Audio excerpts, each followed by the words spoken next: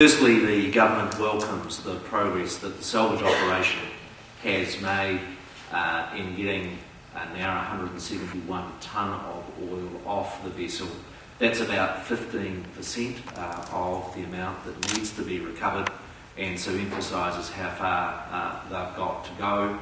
This is the first continuous 24 hours of the oil recovery operation, and are now really looking to see the salvers improve the pump rate.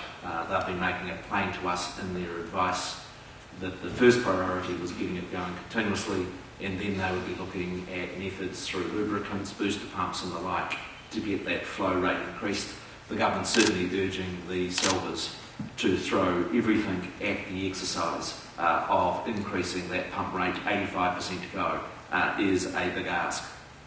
Secondly, having been out on the Pukaki this morning, the challenges of the salvage operation have very much been brought back to me.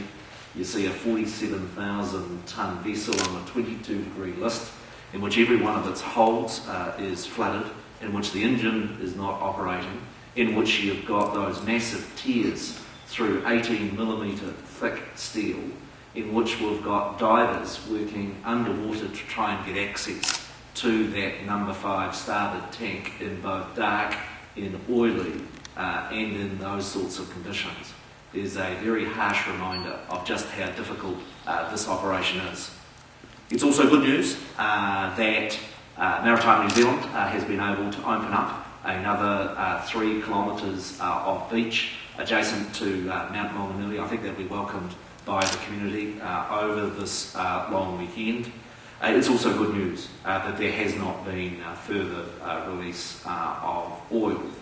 I want to emphasise that while the oil recovery operation out of that number 5 port tank is the immediate priority, we're also encouraged at the amount of work that's going on in the preparatory stages of the other critical parts of the operation.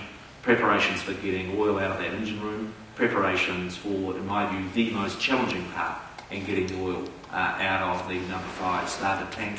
We're also encouraged by the plans the salvers have for the next phase after that in the removal of the containers, both in sea and those on ship, and the work that's going with the beach recovery operation.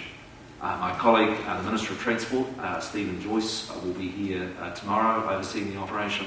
The Prime Minister will be back on Labour Monday, and it's my intention to come back on duty on Tuesday, of which it would be welcome news to have a bit more oil off the boat, and perhaps those All Blacks can get that Rugby World Cup in the bank as well. I think that would make for a good Rugby World Cup.